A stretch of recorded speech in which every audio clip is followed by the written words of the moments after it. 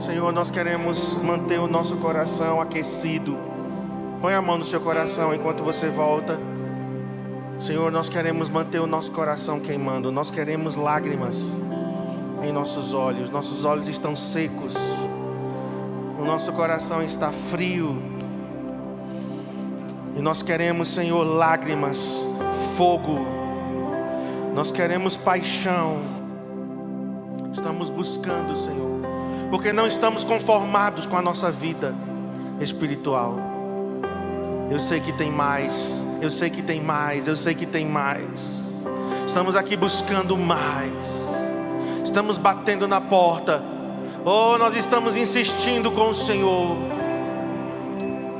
Nós estamos pedindo e o Senhor disse: aquele que pede recebe, aquele que bate a porta se abre, aquele que busca acha. Aleluia. Glória a Deus. Abra comigo no Evangelho de Mateus, capítulo 4. Pode acender as luzes, por favor? Nós vamos ter um intervalo às 18 horas, tá bom? Então nós vamos ter intervalo de 18 às 19. E já então recomeçamos às 19 em diante. Amanhã também nós vamos começar às 3 da tarde. Vamos ter 2 sessões à tarde. Agora já estamos iniciando a segunda da tarde, que é a quarta da conferência, né? Quarta sessão. E amanhã nós vamos ter as 2 à tarde, começando às 3 horas. E teremos um intervalo. Logo após o intervalo amanhã vai ser um pouquinho mais curto, não vai ser de 1 hora, vai ser de 45 minutos. E aí nós vamos recomeçar à noite, 15 para as 7, com o teatro. Então nós vamos ter aqui o nosso Ministério de Teatro com uma peça muito maravilhosa. Eu vou participar nos últimos 30 segundos. Você é ator por 30 segundos. Nos 30 segundos finais aí, vocês vão me ver atuando. E vai ser realmente muito bom, uma bênção. E aí já, então, depois do teatro, a gente só vai dar 5 ou 10 minutinhos para arrumar aqui. E então, começamos a sessão da noite, a última. Eu compartilhei essa palavra anteontem, lá em Caruaru. Nossa conferência em Caruaru começa no sábado e termina hoje. Nossa igreja lá. Amanhã os pastores de lá estarão conosco. E nós estivemos com eles sábado. Então, essa palavra fala sobre Jesus no deserto sendo levado pelo Espírito. E Jesus, irmãos, é o nosso mestre. Então, tudo que a gente precisa aprender, nós encontramos em Jesus. Tudo que você precisa aprender como ser humano, você encontra em Jesus. E tudo que você precisa aprender como filho de Deus, você é filho, filha, você aprende em Jesus, com Jesus. Porque Jesus, ele não ensinou apenas com as palavras dele. Aí você pode dizer, mas teve assuntos, né? Teve coisas que Jesus, ele não ensinou. E é verdade. Não deu tempo, né, nos 3 anos e meio do ministério dele, de tudo ser registrado nos livros. Mas Jesus ensinou através da sua vida, do seu exemplo. Então, além das palavras de Jesus registradas, nós temos o exemplo da vida de Jesus. Por exemplo, Jesus lidando com crianças. Nós não temos nos evangelhos lá Jesus ensinando, mas através do exemplo, Jesus recebendo as crianças, tratando-as com carinho, com dignidade, Jesus ali estava ensinando. Jesus ensinou como lidar com as mulheres. Vocês sabem que mulheres e crianças naquela época eram considerados meio que uma sub-raça. Havia uma discriminação muito forte com o sexo feminino e com crianças. E Jesus trata as mulheres com dignidade, resgata. Então Jesus estava ensinando como lidar com os pobres, como lidar com os leprosos, que eram os excluídos, os marginalizados. Agora, além das palavras de Jesus, do exemplo de Jesus, os apóstolos, eles pegam tudo que Jesus viveu e ensinou e eles vão aprofundar. Então Paulo, Pedro, João, Judas, Tiago, que foram os escritores do Novo Testamento, né? Paulo, que escreveu mais, João, que foi o segundo que mais escreveu, Pedro, aí nós temos Tiago, que escreveu uma epístola, Judas, que escreveu uma, e nós temos outra pessoa que a gente não sabe se foi Paulo ou se foi Apolo, quem foi que escreveu Hebreus. Então nós temos 5, além dos evangelistas, nós temos 5 que escreveram coisas a respeito do Evangelho. O que foi que eles fizeram? Pegaram os ensinos de Jesus, as palavras de Jesus, os exemplos de Jesus, e eles então aprofundaram. Então tudo que nós temos no Novo Testamento tem como base Jesus. Ele é o alicerce de tudo onde foi construído. Então, se a gente quer aprender, nós temos que aprender com Jesus. Ele tem resposta para todas as coisas. Nós temos Maria, não precisa abrir, eu só estou fazendo aqui uma rápida introdução, para a gente poder ir para Mateus 4, mas Maria, em Lucas capítulo 10, verso 39, diz que Maria sentou aos pés de Jesus, Maria de Betânia, irmã de Marta e irmã de Lázaro, sentou aos pés de Jesus para aprender. Então ela tinha Jesus como seu mestre, como seu professor. Os discípulos se aproximaram de Jesus em Mateus 5, a grande multidão estava ali, mas em Mateus 5, antes de Jesus começar a ensinar as bem-aventuranças, diz que os discípulos se aproximaram e se assentaram. Então, quando a gente senta, você está dizendo que você está parando tudo para aprender. Você está parando tudo para receber o ensinamento. As distrações, né? Cristiano estava falando das distrações. Hoje nós temos muita distração no culto, no tempo a sós com Deus. Eu confesso para vocês que realmente é uma grande luta. É uma grande luta. A gente está no culto concentrado. É o tempo todo chegando mensagem. É o tempo todo, né, a gente querendo acessar para se atualizar, né, as últimas notícias, as últimas postagens.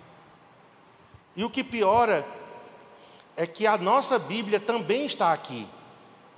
Aí você vai com a intenção de acessar a Bíblia, aí no meio do caminho chega uma mensagem. Eu acho que isso nunca aconteceu com vocês. Você foi para ler a Bíblia, chega uma mensagem, você vai para a mensagem. Então, nós realmente precisamos, queridos, concentrar a nossa atenção, tanto no tempo a sós com Deus, quanto no culto. Para que algo que é uma bênção, que pode ser e é uma bênção para nos edificar, mas isso pode se tornar um grande empecilho, um grande impedimento.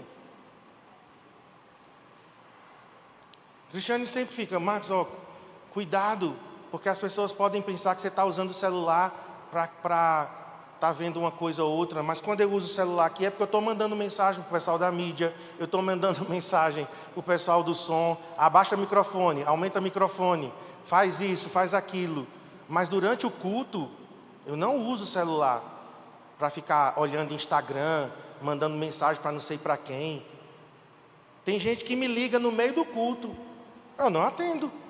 Aí depois eu digo, eu estava no culto, não pude te atender. Se for uma coisa realmente urgente, vai vir aqui. Se morreu, vem aqui, então, pessoalmente, para me avisar, porque eu não vou atender celular no culto. E nós precisamos parar aos pés de Jesus para aprender. E aqui nós temos, né, Jesus ensinando através da tentação. Então, até no momento da sua primeira tentação no deserto, Jesus está nos ensinando. Agora vamos ler Hebreus, né? Antes de lermos Mateus, eu quero que você entenda esse princípio, né, de Jesus nos ensinando com a sua vida, até na tentação. Hebreus capítulo 2, verso 18. Hebreus capítulo 2, verso 18. Pode baixar um pouquinho, eu acho que está dando um pouco de reverber, de microfonia. Pode baixar, eu vou aproximar mais o microfone na boca. Hebreus 2, 18 diz assim: pois naquilo que ele mesmo sofreu, tendo sido tentado, é poderoso para socorrer os que são tentados. Então, Jesus, naquilo que foi tentado, ele é poderoso agora para nos ajudar naquilo que também nós somos tentados. Agora vamos para o capítulo 4 de Hebreus, verso 15. Porque não temos sumo sacerdote que não possa compadecer-se das nossas fraquezas. Antes, foi ele tentado em todas as coisas, a nossa semelhança, mas sem pecado. Então Jesus é o nosso sumo sacerdote. Está dito aqui em Hebreus capítulo 4, verso 15. E como sumo sacerdote, ele nos representa diante de Deus. O sumo sacerdote era aquela pessoa que fazia essa mediação entre Deus e os homens. Mas além de sumo sacerdote, o escritor aos Hebreus está dizendo que ele é poderoso para nos ajudar, porque ele passou por tudo o que um ser humano deveria passar, e agora ele pode nos ajudar. A diferença entre nós e Jesus é que Jesus era sem pecado. Ou seja, o pecado era uma coisa do lado de fora que estava batendo para tentar entrar. Para nós não. Do nosso ponto de vista, nós já nascemos em pecado, então o pecado está na velha natureza que está dentro de nós, já está lá. Então essa é a única diferença. Mas Jesus, ele sofreu todo tipo de pressão, todo tipo de tentação, toda provação, e ele pode nos ajudar. É isso que está claro aqui no livro de Hebreus. Então, vamos lá agora sim para Mateus capítulo 4. A tentação de Jesus serve para nos dar parâmetros, aprendendo com Jesus no deserto. Vamos ler o verso 1. Então Jesus foi levado pelo Espírito ao deserto para ser tentado pelo diabo. Jesus foi levado pelo Espírito. Não foi o diabo que levou Jesus para ser tentado. Foi o Espírito. Deus Espírito chegou para Deus Filho, teve um diálogo e disse: vamos lá, vamos para o deserto. Vamos juntos nessa jornada. Se você ler o capítulo 3, que é o capítulo anterior a isso aqui, nós temos o batismo de Jesus. Então Jesus foi para o Rio Jordão ser batizado por João Batista. A Bíblia diz que quando Jesus entrou nas águas para ser batizado, que ele imergiu e ele voltou à tona dos céus. Uma voz disse: este é meu filho amado, em quem tenho prazer. E uma pomba pairou sobre Jesus, e ali era o Espírito Santo em forma de pomba. Então, no batismo, nós temos a Trindade.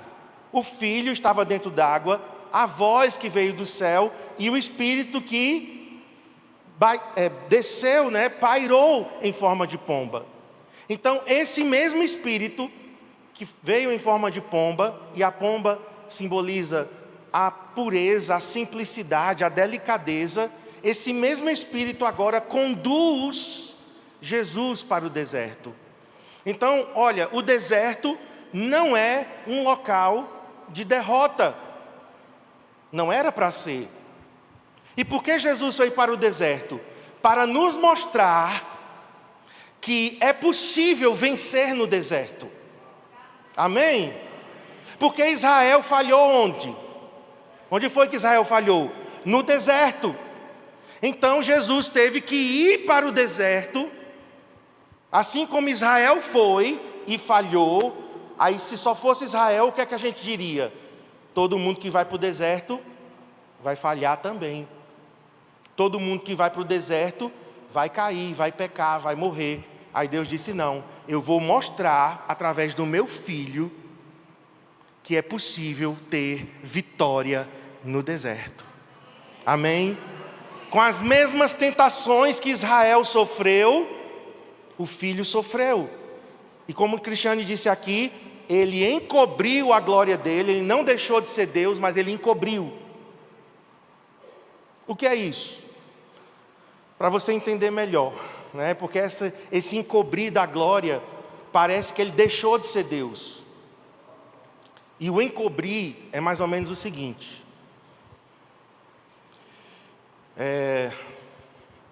A comparação que eu vou fazer aqui é meio tosca, mas vamos tentar entender algum conceito tão alto do esvaziamento.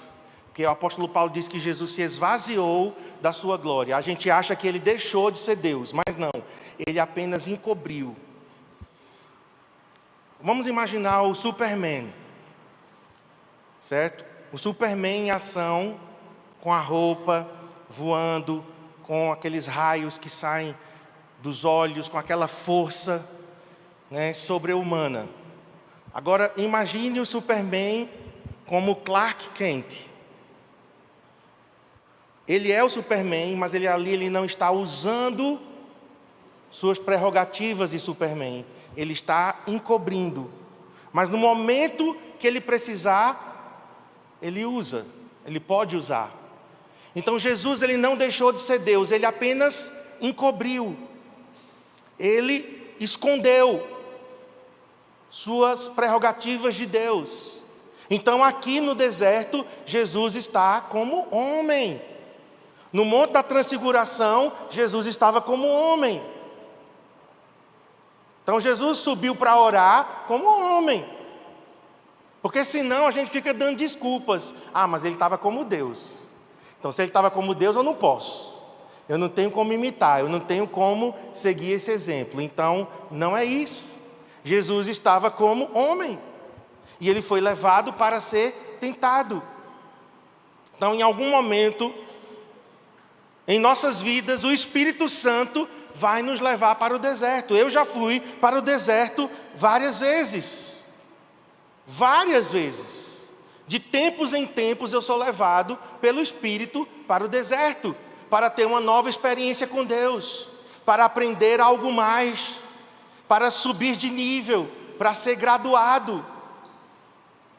De soldado para cabo, de cabo para sargento, de sargento para tenente, de tenente para capitão, de capitão para major, de major para coronel. Simplificamos aqui essa graduação, mas existem patentes espirituais diferentes aqui, nesse salão, certo? Nós somos todos filhos de Deus, nós somos todos, não é, que temos o Espírito Santo. Espero que assim seja, em nome de Jesus, porque se você não tem, hoje você tem que entregar sua vida a Jesus e confessá-lo como Senhor e Salvador. Você precisa nascer de novo. Mas apesar de sermos todos aqui filhos de Deus e termos o Espírito Santo, mas as patentes espirituais são diferentes. Até entre eu e Cristiane, né, a gente pode ter patentes diferentes. No mundo espiritual, eu estou dizendo. Então, dependendo do quanto que ela cresce espiritualmente, em autoridade, isso se conquista no lugar de intimidade, que foi a palavra que ela ministrou antes.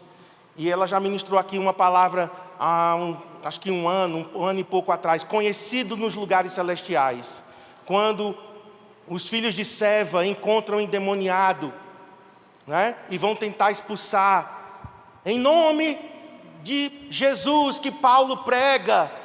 Aí os demônios disseram o quê? A Jesus a gente conhece, Paulo a gente conhece, mas vocês a gente não conhece. No mundo espiritual eles não eram conhecidos e deram uma pisa, e eu achei foi pouco.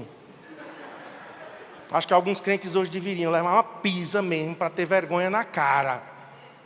Porque vai se meter com o diabo achando que tem autoridade no mundo espiritual. É patente. E patente só se adquire no deserto. É no deserto que você é promovido. Certo? É no deserto que você é promovido. É por isso, queridos, que a gente sente diferença. Às vezes não é pré-julgamento, às vezes não é preconceito, às vezes não é uma preferência humana. Mas eu sei, quando alguém está ministrando aqui, que tem patente no mundo espiritual. Eu sinto isso. Quando alguém está ministrando adoração, que tem uma patente superior no mundo espiritual, é diferente. É claro que todo mundo pode crescer. E eu já, eu comecei como soldado raso. Eu comecei como é que chama aqueles que entram? Recruta. Eu já fui recruta. Eu ia dizer calouro, mas calouro é na universidade, né? Como recruta. Então, todos nós começamos no nível espiritual mais raso. Mas não significa que nós temos que continuar ali. Nós podemos crescer em autoridade no mundo espiritual. Amém? Então, o Filho de Deus tinha que passar por esse teste. Agora, do ponto de vista de Deus, era para amadurecer Jesus. Mas do ponto de vista de Satanás, era para destruir Jesus. Então, a tentação, ela pode ser tentação do ponto de vista de Satanás, mas do ponto de vista de Deus é outro nome, é provação.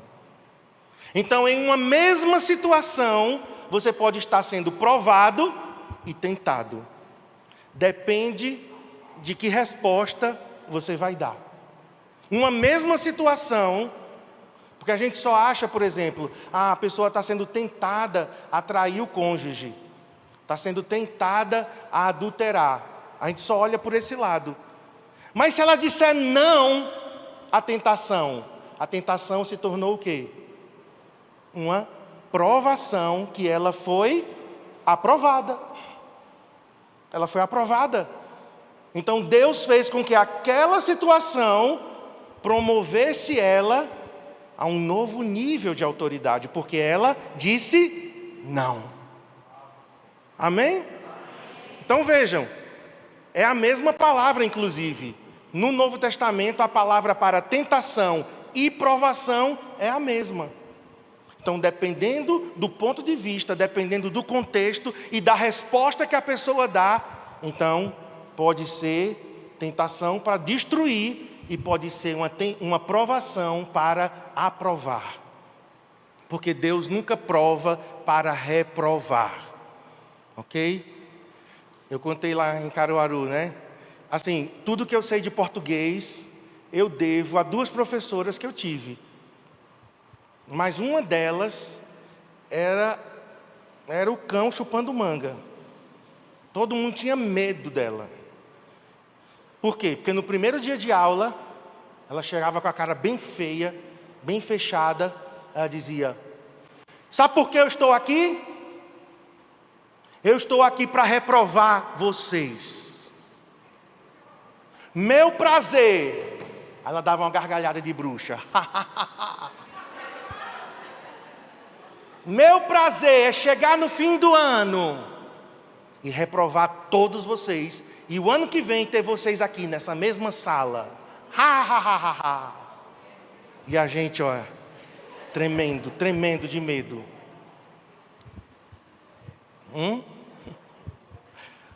Quem tem uma professora dessa não precisa mais do diabo na frente dele, né? Mas assim, eu aprendi, né, eu tenho uma dívida realmente, o que eu sei de português com as professoras de português que eu tive. Mas ela causava muito medo.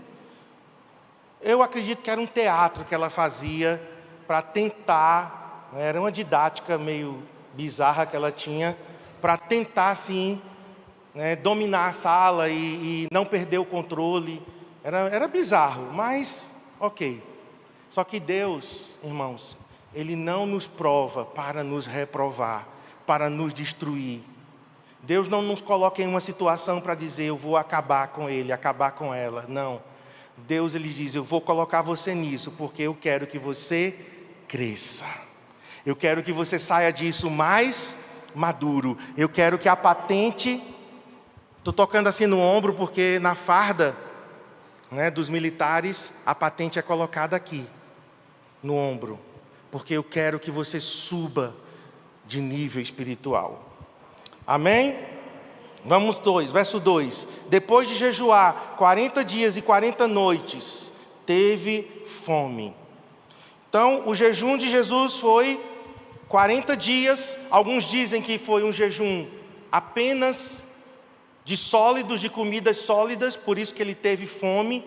Alguns dizem que Jesus ele não jejuou de forma total. Assim, meu ponto de vista, o texto não deixa claro, mas eu acho que o jejum de Jesus foi absoluto, certo? O detalhe aqui, teve fome, mas para mim, é uma opinião minha, Isso aqui não vai nem vem. Mas por que eu digo isso? Porque Moisés teve um jejum absoluto, sobrenatural, no Monte Sinai. Elias teve um jejum absoluto indo para o Monte Horebe, que era o Monte Sinai também, por sinal. Horebe e Sinai é o mesmo monte. Então, quem aparece na transfiguração, que a gente acabou de ver aqui o texto com Cristiane, quem aparece na transfiguração? Moisés e Elias, porque Moisés era a lei representada, e Elias era os profetas representados. Então, assim, eu imagino que Jesus não faria um jejum menor que Moisés e Elias, tá? Então, isso é uma opinião minha, pessoal. Isso não vai influir para nada, mas eu acredito que o jejum de Jesus foi sobrenatural. E olha, só aqui uma ressalva. Não faça jejum por mais de 3 dias sem tomar água. Certo? Você não pode, seu corpo não aguenta. Até 3 dias você tem como fazer um jejum absoluto, sem tomar água, sem comer. Mas depois de 3 dias, se você fizer um jejum sem água, você pode morrer. Então um jejum de 40 dias, sem comer e sem beber, só algo sobrenatural. Agora, tomando água, até quantos dias eu posso jejuar só tomando água? A gente já tem casos na história da igreja, relatados, inclusive, atualmente, temos irmãos na Coreia, que eles levam só água, ficam reabastecendo a garrafinha de água, e eles sobem para um monte de oração que tem nos arredores de Seul, e eles ficam lá 50 dias. 50 dias, só tomando água. E jejuando. Então, intercalando períodos de meditação, de leitura da palavra, oração, dormem, claro, mas é possível sim, não se assuste, que alguém possa jejuar só tomando água até 50 dias. Claro que vai emagrecer muito, a gente sabe, mas não morre, certo? Porque o próprio corpo ele vai começar a queimar todas as reservas de gordura que ele tem. Mas Jesus então mostra aqui que Jesus estava sujeito, como homem, às mesmas condições que nós. Se ele teve fome como homem. O Espírito tem fome? O Espírito tem fome de Deus, Estou falando de fome física. Tem? Não. Ele como Deus, se ele fosse 100% Deus aqui, ele sentiria fome? Não. Jesus teria dormido com o travesseirinho no barco? Não. Jesus teria chamado os discípulos para descansar, como relata lá, que eles estavam bem cansados, e ele chamou os discípulos para repousar um pouco. Como Deus ele se cansaria? Não. Então aqui nós temos Jesus como homem. Então isso daqui serve sim, irmãos, para nós. Para a gente parar de dar desculpas. Porque Deus não sabe o que eu estou passando. Quem nunca disse isso aqui? Eu já disse. Deus não sabe o que eu estou passando. Deus não sabe o que eu estou vivendo. Porque Ele é Deus. Nós estamos iguais a Jó. Jó falou desta forma. Diante do que Jó estava vivendo, aí Jó chega e diz: quem me dera que eu tivesse um juiz entre eu e Deus. Quem dera eu tivesse um árbitro para mediar, levar a minha causa diante dele. Porque os amigos de Jó foram terríveis com ele, Os amigos de Jó não entenderam o que ele estava passando. Não foram para consolar. Os amigos de Jó não foram para ser intercessores. Eles foram para analisar e dar uma conclusão.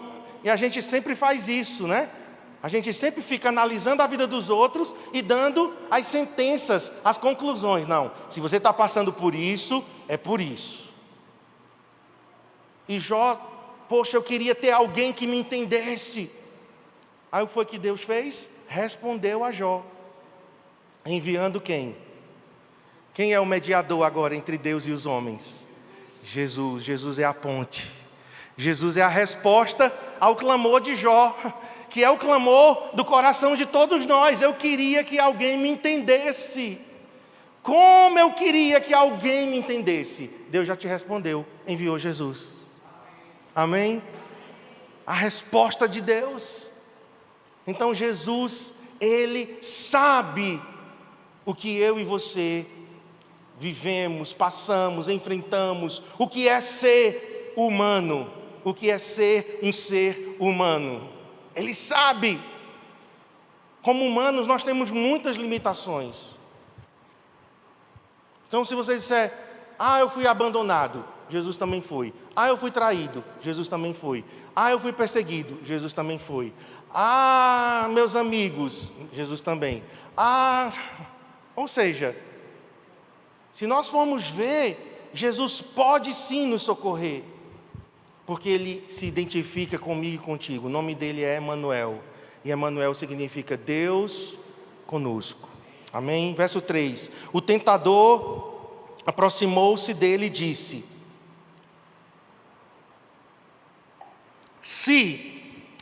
diga se. Então, Satanás chega assim e diz: se és o Filho de Deus, manda que estas pedras se transformem em pães. Então, em português, aqui a gente entende o se como uma dúvida, né?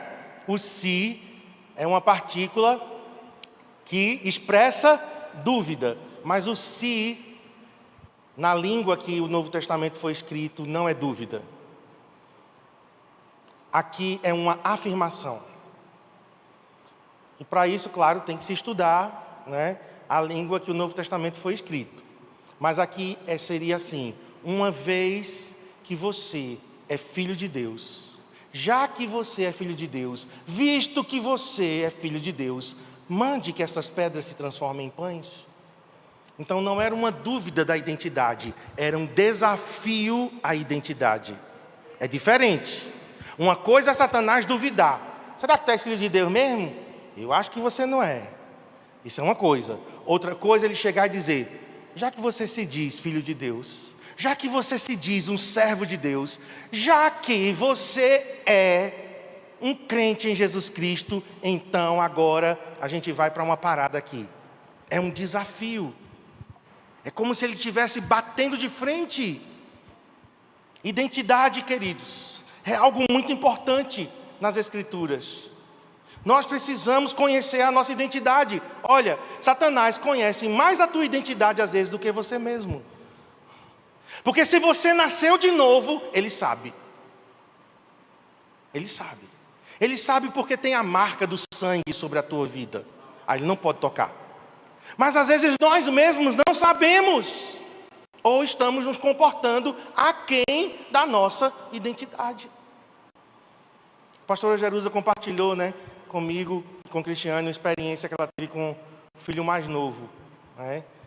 Eu não vou entrar em detalhes, mas ele chegou para ele e disse para ela e para o pai, pastor Jaziael: mas eu sou filho. Eu sou filho de vocês. Eu tenho direitos. Eu sou filho. Ele está errado? Não. O pai e a mãe é para ficar chateado porque o filho disse isso? Claro que não. Por quê? Porque é um fato. É um fato. Eu sou filho e como filho eu tenho direitos, mas eu também tenho deveres. Mas naquele contexto ele estava reivindicando algo que era legítimo. Eu sou filho, eu tenho direitos. E você, querido? E você, minha irmã? Você se conhece como filho?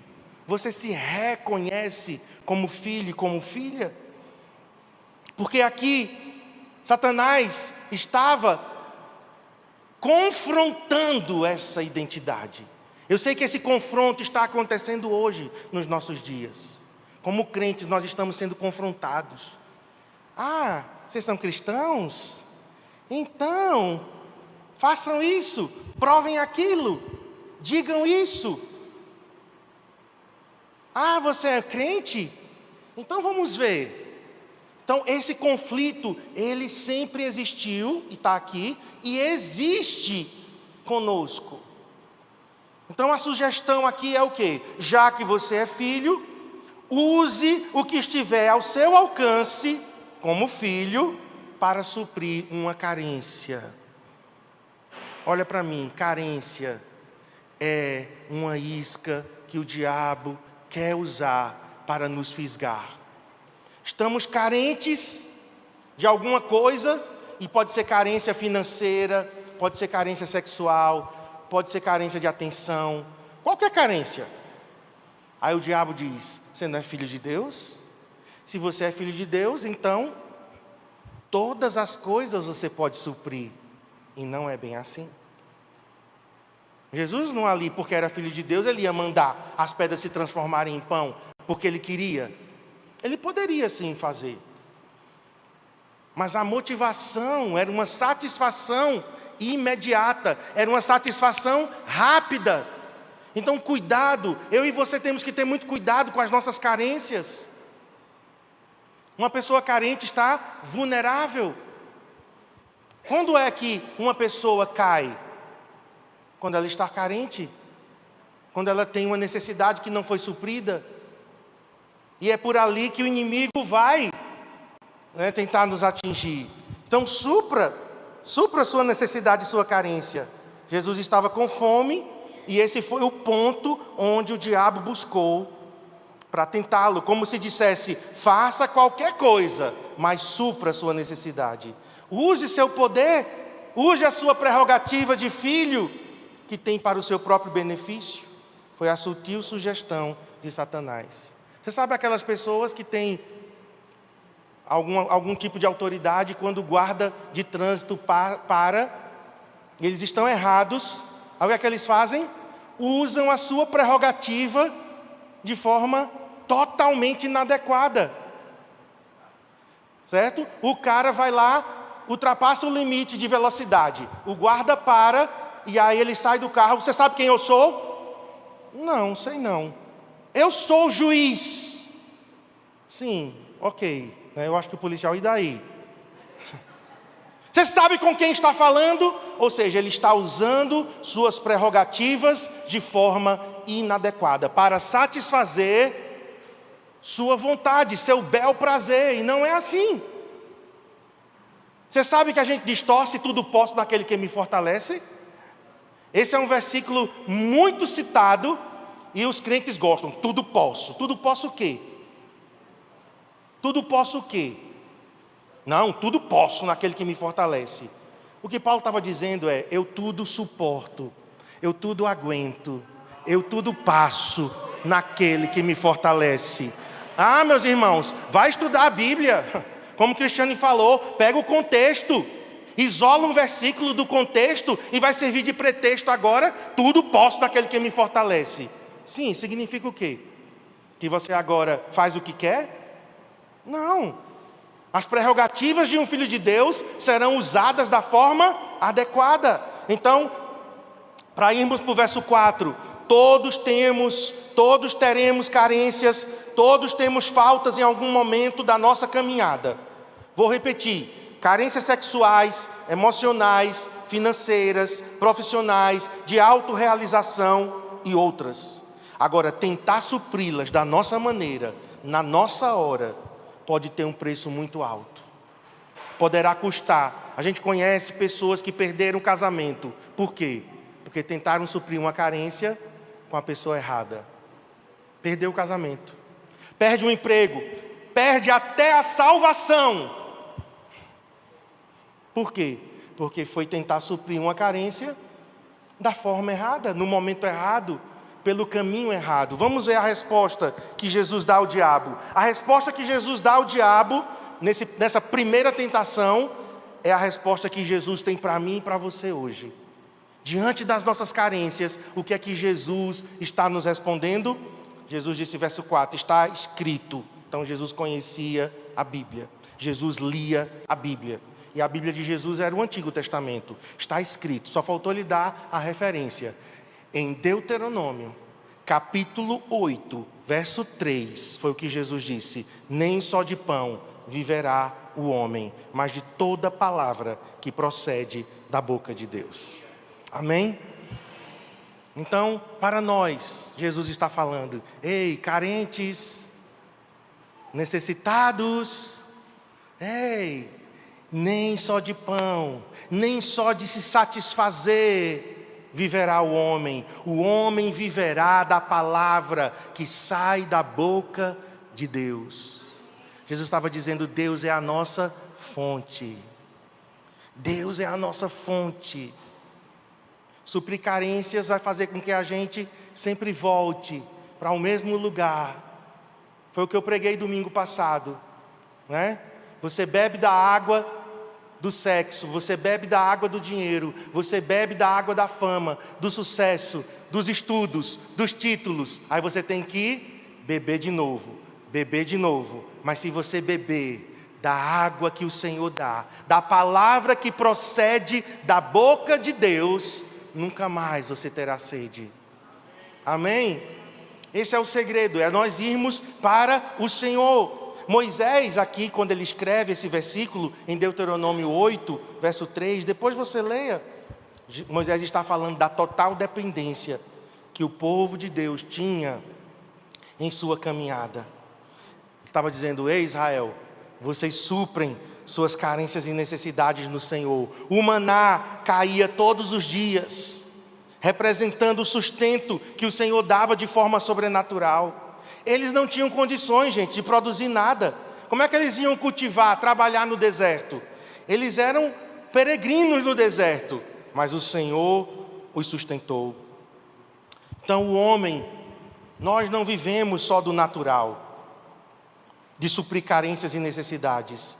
O homem vive do espiritual. O verdadeiro homem e mulher de Deus tem sua fonte no Senhor. Aquilo que procede, aquilo que jorra da boca do Senhor. É uma fonte, é um manancial. E Jesus amplia, né, o texto de Moisés. Porque Jesus diz assim, toda palavra que procede. Essa palavra aí, toda palavra que procede. Então, não é apenas a palavra lida. Não é a palavra registrada aqui, ó. Claro que nós valorizamos as Escrituras. Mas quando eu leio as Escrituras, tem uma palavra que procede. Essa palavra é rema. Amém? Então nós temos as Escrituras, valorizamos, claro. Temos o livro de Deus, a Bíblia para nós é a palavra de Deus, mas nós temos que ler a palavra de Deus. Por quê? Uma espada só é útil quando ela é manuseada. Você tem uma espada para colocar na parede de decoração? Não. Você tem uma espada para manuseá-la. Então a palavra que procede da boca do Senhor é a palavra escrita que eu li, e essa palavra agora se torna viva para mim. E agora eu uso essa palavra. Essa palavra é rema. Então é uma palavra específica para um momento específico, e ela vai suprir as nossas carências. Amém? Olha, eu era um poço de carência, um mendigo emocionalmente. Gostava de manipular, um manipulador nato, de se fazer de vítima, né, de querer atenção. Só que eu não manipulava assim de forma direta, né? Eu chegava num lugar, ficava todo acuado, todo amuado. Isso é o quê? Manipulação. Para quê? Para que as pessoas... O que é que você tem? Não tenho nada. Não, me diga. Não, me deixa, eu não quero falar.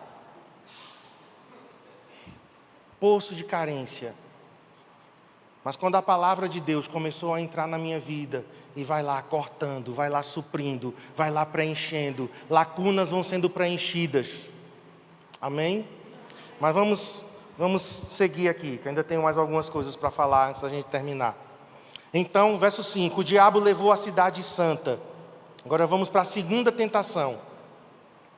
Então o diabo o levou a Jerusalém, colocou-o na parte mais alta do templo, no pináculo do templo, e lhe disse, de novo, uma vez que você é filho de Deus, joga-te daqui para baixo, pois está escrito. E agora o diabo usa a Bíblia. Jesus usou a Bíblia, está escrito. Agora ele diz, bom, já que você conhece a Bíblia, eu também conheço. Então é esse o jogo, eu vou usar a Bíblia também. Está escrito, e aí só faltou Satanás dizer, né? Salmo 91, verso 11 e verso 12. Então o diabo conhece talvez mais a Bíblia do que você. Por isso precisamos tomar vergonha e ler as Escrituras, porque ele conhece. Ele diz, está escrito. Joga-te daqui de cima, porque está escrito, ele dará ordens a seus anjos a seu respeito, e com as mãos eles o segurarão, para que você não tropece em alguma pedra. Então, a segunda investida do diabo é, o Pai vai te proteger e te guardar em qualquer situação. Queridos, é verdade que nós podemos contar com a guarda e com a proteção do nosso Pai em todo momento, sim ou não? Sim, nós temos um Pai que nos guarda, nós temos um Pai que nos protege. Então o que o diabo estava dizendo aqui é, já que vocês são filhos de Deus, já que vocês têm essa garantia de proteção e de guarda em todo o tempo, o Pai vai guardá-los, então use isso. Use isso. Mas nós não podemos, queridos, tentar o Senhor. Por isso que a resposta de Jesus, no verso 7, vamos lá. E eu vou voltar para você entender essa tentação aqui. Jesus lhe respondeu, também está escrito, não ponha à prova o Senhor, o seu Deus. Jesus estava dizendo, nós não podemos manipular o nosso Pai só porque Ele disse que nos guardaria e nos protegeria. Nós não podemos controlar como Deus vai fazer, como Deus vai agir. E muitos crentes estão entrando nesse jogo do diabo, de maneira leviana, manipuladora, querendo que o Senhor seja controlado por nós. Eu conheço pessoas que ameaçam Deus. Senhor, se você não me casar, você vai ver o que é que eu faço. É claro que é como se fosse uma ameba ameaçando, né, o seu Criador. Uma formiga se levantando aqui contra você. Está aqui com uma formiguinha e ela com o dedo assim. Se você não me der açúcar, eu vou te dar uma ferroada. Parece a gente manipulando Deus. Claro que a gente não faz isso de forma direta, né? Alguns fazem, porque são loucos o suficiente para fazer isso. Atrevidos para ficar, né, afrontando Deus. Mas isso aí já é blasfêmia. Mas nós fazemos isso de outras maneiras.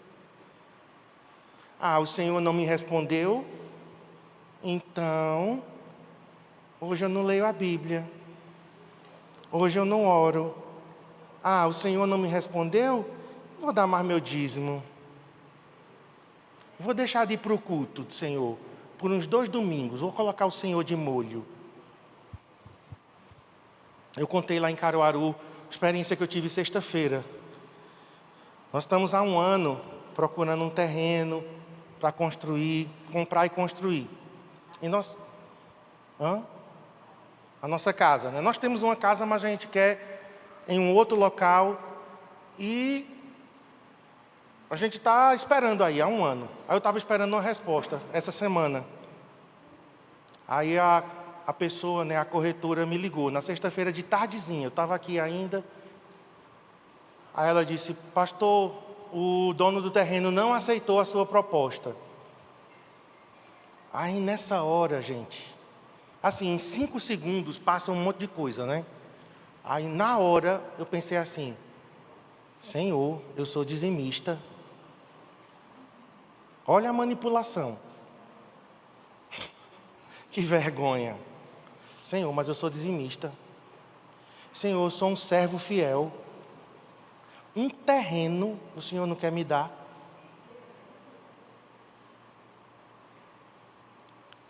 Isso foi assim, uma coisa assim, bem rápida, né? Aí eu comigo mesmo, Marco, para com isso, para de ser criança, para de ser infantil. Se tu não conhece Deus não, é isso, eu no computador e pensando comigo mesmo, ok.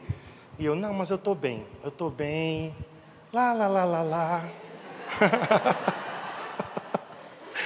Aí Cristiane demorou, estava comprando um negócio aqui para a igreja, demorou em Ferreira Costa, né? Aí ela chegou já atrasada, só que quando eu desci as escadas, sabe quando você sente que você está irritado? Você não sabe com o que é? Eu disse, não, é porque Cristiane demorou em Ferreira Costa, por isso que eu estou assim. Aí entrei no carro, com aquela gastura dentro de mim, aí fui dirigindo, chegamos em casa. Aí Cristiane colocou a mesa, estávamos com alguém lá. Hã? Ah, Davi. Aí Davi estava lá. Aí, e eu, assim, chateado na mesa, né? Sem saber o que era. Aí eu estava meio para cá, né, ocupando um espaço que era o de Cristiane. Aí ela, vai mais para lá um pouquinho. Digo, meu Deus do céu. Aí eu fiquei bem para cá assim, aí fiquei bem e comendo. Entufado, como diz o Matuto. A Cristiane foi para a aula dela, estava lá na sala de som. Aí eu fui para o quarto, já tinha trazido os meninos aqui, deixei o carro com o rapaz que ia lavar, aí fui para casa. Aí eu fui para o quarto. Aí o Espírito Santo, vem cá. Por que você está chateado? Sei não. Cristiane demorou em Ferreira Costa. Ela pediu para eu ir mais para lá. Eu disse, não. Você está chateado. Porque você recebeu um não. Você queria um sim e você recebeu um não. E você está chateado comigo. Porque você queria que eu fizesse as coisas do seu jeito, na sua hora, da sua forma, da sua maneira. E eu tive que reconhecer. 35 anos caminhando com Jesus, pastor de ovelhas maravilhosas, manipulando o Senhor. Certo? Estou dando esse testemunho porque vocês fazem isso também. É ou não é? Quem não tem pecado aqui, atira a primeira pedra em mim. Porque você se compara com outros crentes. Mas, Senhor, fulano prospera. Sim, aí aqui ainda nos 5 segundos, eu digo, mas Deus, os ímpios.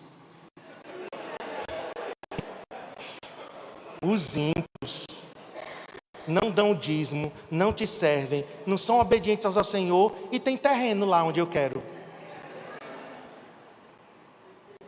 Não tentarás ao Senhor teu Deus. Deus não é um boneco que a gente manipula ele, como quando eu era adolescente, tinha um seriado chamado Ginny é um Gênio. Alguém assistiu aqui Ginny é um Gênio? Parabéns para os dinossauros. Ginny é um gênio. Era uma mulherzinha que morava dentro de uma garrafa e esfregava a garrafa, ela saía. Era como se fosse um gênio de Aladim, só que feminino. Né? E ela aparecia e ela satisfazia os desejos, né? Ela piscava os olhos e o desejo. E Deus não é um gênio da lâmpada, que a gente manipula, que a gente faz do jeito que a gente quer. Ele tem que responder o tempo todo, porque eu sou filho de Deus, então agora eu vou fazer com que Deus me satisfaça. Entende? Então é nesse contexto aqui.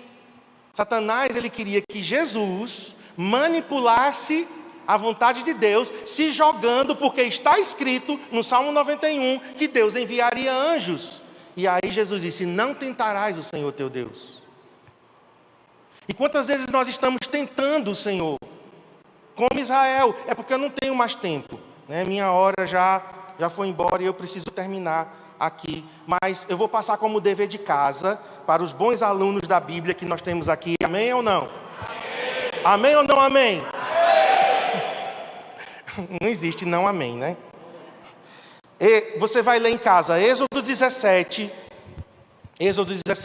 de 1 a 7, e você vai ler o Salmo 95, os versos de 7 a 11. Esses textos mostram Israel tentando o Senhor. Então, quando Moisés escreve, não tentarás o Senhor teu Deus, é por causa de um episódio em Massá e Meribá. Não vou ter como falar sobre isso, tá? Se você quiser também até me ouvir, porque lá em Caruaru eu tive mais tempo. Então você pode ir lá no canal da igreja de Caruaru e vai ter a mensagem lá do sábado que eu falo sobre Massá e Meribá, ok? Mas o resumo é esse: não podemos tentar ao Senhor nosso Deus, para que Ele satisfaça as nossas necessidades do jeito que a gente quer, na hora que a gente quer, só porque nós somos filhos. Isso é tentar o Senhor Deus. Amém? Ou tentar o Senhor Deus é quando a gente quebra um princípio e a gente quer que Deus ainda permaneça sustentando a palavra dele. Está em desobediência e quer que Deus ainda faça parte dele. Está em pecado e quer que Deus ainda mantenha a fidelidade dele. Isso é tentar o Senhor. Se a gente quebrou um princípio, se nós estamos em pecado ou se nós contrariamos a palavra, nós não podemos pedir que Deus faça parte dele. O que nós podemos pedir é perdão e clamar por misericórdia. Aí não estaremos tentando o Senhor. Ok? Agora vamos para a última parte, verso 8. Depois, o diabo, e eu coloquei diabo com D minúsculo de propósito, porque ele nem merece um D maiúsculo. É um nome próprio, mas eu contrariei aqui o português. O povo está contrariando o português aí com pronome neutro, eu também contrario. Não escrevo diabo com D maiúsculo, escrevo com D minúsculo, para dizer que ele já foi derrotado mesmo na cruz, né? Nenhuma letra maiúscula ele merece. Depois o diabo o levou a um monte muito alto e mostrou-lhe todos os reinos do mundo e o seu esplendor. Então agora, de Jerusalém, Jesus é levado, junto com o diabo, a uma vista dos reinos do mundo. Então eu acredito que foi um arrebatamento, foi um êxtase, onde de lá se dava para ver o planeta. Eu acho que eles saíram, como nos filmes lá, da atmosfera, foram muito alto, e de lá o diabo disse: olha tudo aqui, olha todos os reinos deste mundo e o seu esplendor e a sua glória, eu te darei. Verso 9, e disse-lhe: tudo isso te darei, se... Nós vamos terminar com isso aqui, e a resposta de Jesus contrariando: se prostrado me adorares. Então, a verdade é que Adão deu ao diabo todos os reinos deste mundo. Então o diabo não estava blefando, ele não estava mentindo, certo? Jesus não teria aceito aqui. Jesus teria dito: como que os reinos do mundo são seus? Não são seus não, meu filho. Você está me oferecendo uma coisa que não é sua? Que negociador é você? Que vendedor é você que está tentando me vender uma coisa que não é sua? Não, era realmente do diabo.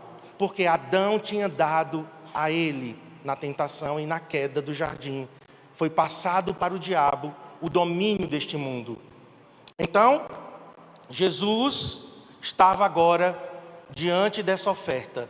O diabo, queridos, olha, ele é um bom negociador. Eu não sou um bom vendedor, eu não gosto de vendas. Pelo meu temperamento, já tentei ser vendedor de produto de beleza, meu Deus do céu, eu não quero nem...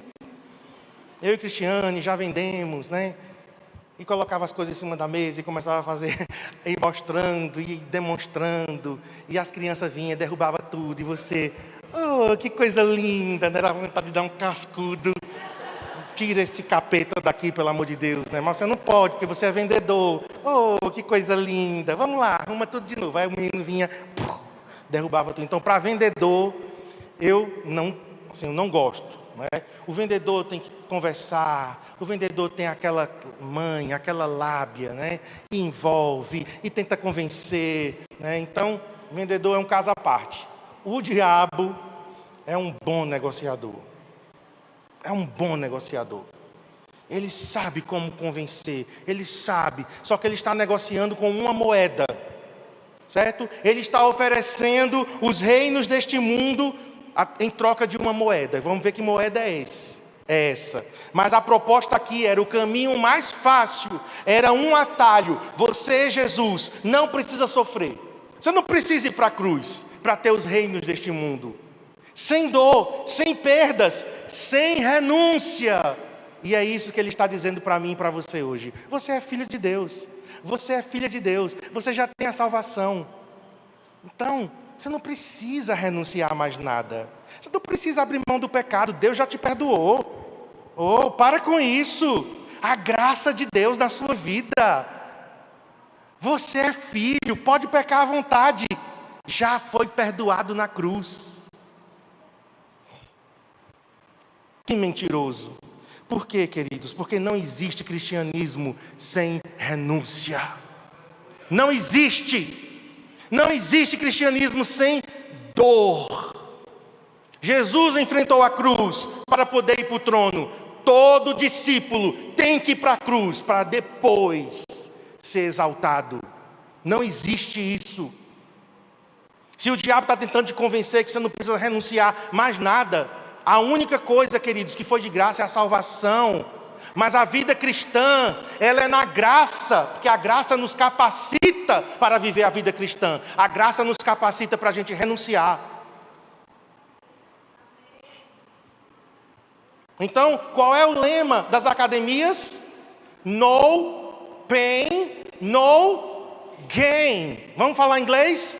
No pain, no gain. Vamos lá? No pain, no gain.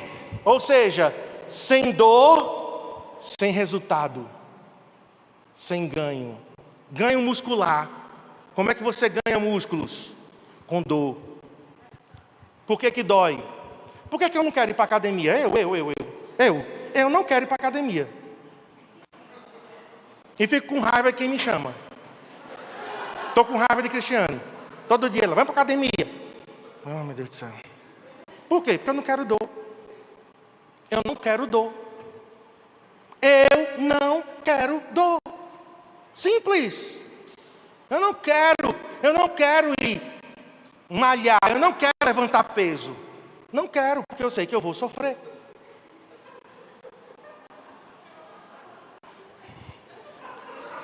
É simples. Agora, eu vou esperar resultados, essa barriga vai sair, eu vou ter músculos com essa minha postura de que eu não quero dor? Nunca. O bucho vai crescer. As peancas vão desabar. Então, é a pura verdade. A gente fica se iludindo. Não. Sem dor não haverá mudança, não haverá ganho, não haverá resultado. Tem que ter renúncia. Eu quero crescer espiritualmente. Você não renuncia, você não jejua, você não sacrifica as coisas gostosas da carne, porque jejum para mim, gente, é morte. Eu amo café da manhã. Para mim, a melhor refeição do dia é café da manhã. Pão francês com café. Meu Deus do céu. Até a boca d'água agora. É o jejum da manhã. É uma renúncia que eu faço para que haja um crescimento, um avanço em uma área. Então, se é pastor, tem pessoas que querem ser pastor. O pecado vai ser o preço do pastor, vai ser nunca. No pain, no gain. Eu quero ser um ministro de louvor. Você não quer pagar o preço do ministro de agradecimento a violão, gente. É sofrimento. Eu ficava com os dedos em carne viva, que eu não suportava tocar. Ai, meus dedos, Deus. Hoje eu estou assim, perdi os calos. Eu vou ficar ficando. Meu Deus do céu. E meia hora, todo dia. mãe, pelo amor de Deus, para o violão, que ninguém aguenta mais. Blém, blém, blém, que não sai nada. Não, vou aprender violão, E aprendi. Por quê? Porque teve dor, teve renúncia, teve empenho. É isso aí. Somos atores. Eu não tive pastor me empurrando. Eu não tive pastor me dando na novela. Marcos, vamos. Venha para os 2 cultos. Não tive isso. Marcos, vai para a vigília. Vai para a oração. Vai. Não. Eu tinha chamado de Deus. Deus me chamou. Eu era o primeiro a chegar, o último a sair com alegria. Eu quero que o pastor não visitar ninguém. Eu não aconselho ninguém. Eu quero ser pastor e eu penso em mim. Não vou dizer, gente, é batata, certo, parcelado. Se você não quer pagar o preço, você não prosperará naquilo que você acha que é o de Deus. Não vai, não se engane. Não se engane. Matar o de Satanás. Qual a moeda de troca?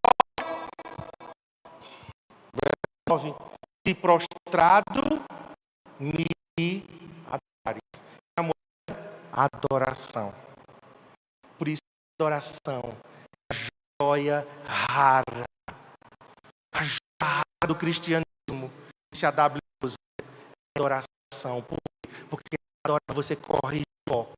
Tira de você mesmo, tira e você foca em Deus. Aí Jesus responde: retire esses sinais. Como um cachorro, né? Vai!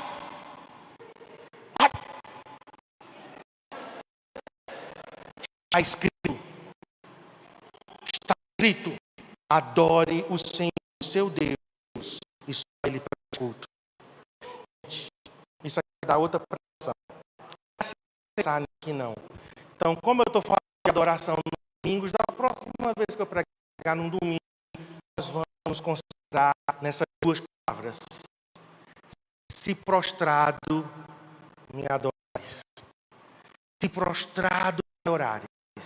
Essa é a chave que o diabo queria das mãos de Jesus. Mas Jesus não entregou. Disse, só o Senhor. Só o Senhor é essa chave. Eu não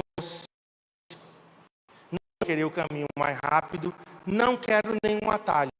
Eu vou trilhar o processo que Deus tem para mim. Eu tenho para a cruz, eu vou para a cruz. Da cruz ele foi ao túmulo, mas do túmulo ele foi para as maiores alturas. Porque ele fez o caminho. Satanás, nós vamos orar. Fiquem agora às 7 horas, né? Mas agora, antes de a gente liberar vocês, eu queria que, primeiro, fechasse seus olhos e você enxergue o deserto não como derrota. Porque talvez você está vivendo uma situação de deserto. Deserto é escassez.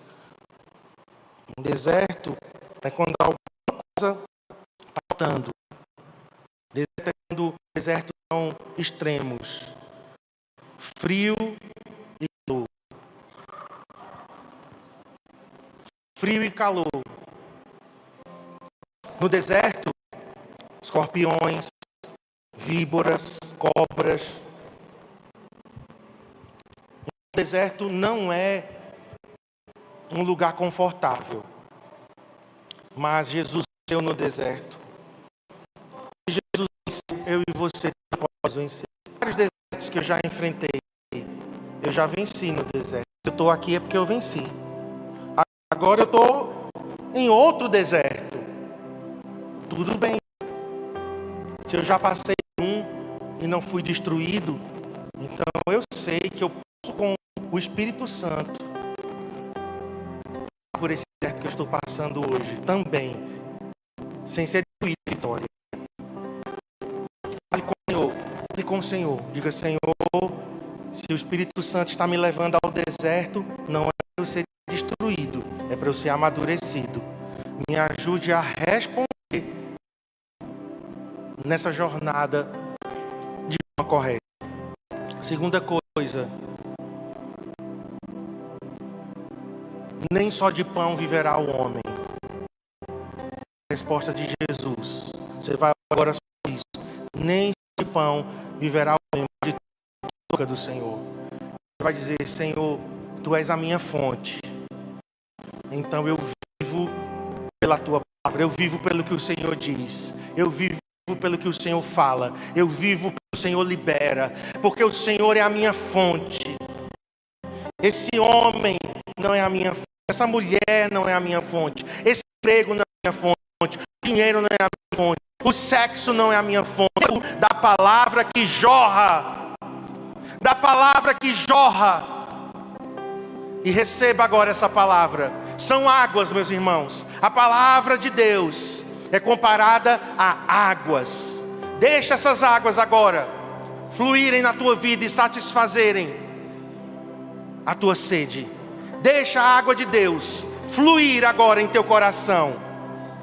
A carência que você tem, a lacuna, o buraco, o vazio, deixa a água de Deus preencher. Deixa a água de Deus preencher. Porque aonde esse rio passa, diz Ezequiel 47, por onde o rio de Deus passa, a cura, a vida. Então, ore sobre isso. A segunda coisa agora, a terceira que você vai orar é: eu, Senhor, não vou tentar o Senhor. Eu não vou manipular o Senhor. Eu não vou chantagear o Senhor. Eu não vou ameaçar o Senhor. Eu sou filho de Deus, mas não significa que Deus tem que satisfazer todos os meus caprichos na hora que eu quero, como eu quero.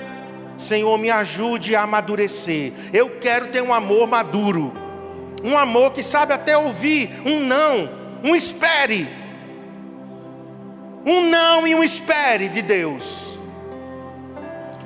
Diga a Ele: Senhor, eu quero amadurecer até para discernir uma porta fechada. Quem sabe é o Senhor me livrando de algo pior, e eu revoltado, e eu chateado. Senhor, uma porta fechada, às vezes é o diabo. Eu preciso ter discernimento. Eu preciso amadurecer.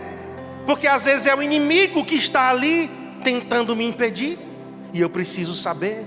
Então só com maturidade não tentarás ao Senhor teu Deus, exigindo que o Senhor faça do nosso jeito, da nossa maneira. E por último, só ao Senhor teu Deus adorarás. Só a Ele prestarás culto. Diga a Ele: Senhor, minha adoração, toda a minha atenção, toda a minha devoção será para Ti. Eu não vou por atalhos. Diga a Ele, se você tem coragem de dizer, porque isso não é para qualquer um: eu não irei por atalhos. Eu não vou procurar o caminho mais fácil, a saída mais fácil.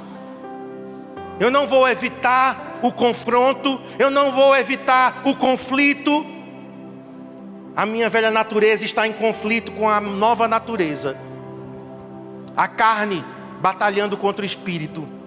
Senhor, e se o caminho é a renúncia, é abrir mão de alguma coisa, se é abrir mão de um relacionamento, se é abrir mão de pecado, se é abrir mão da minha vontade, Senhor, me ajude, me capacite com a Tua graça, mas eu vou renunciar. Eu vou entregar no altar da adoração. Eu vou porque eu quero o caminho da cruz para acessar o caminho do trono. Sem cruz não há trono. Então eu vou pelo caminho da cruz para a sepultura, da sepultura para o trono. Diga a Ele: Senhor, quero aprender o caminho da renúncia.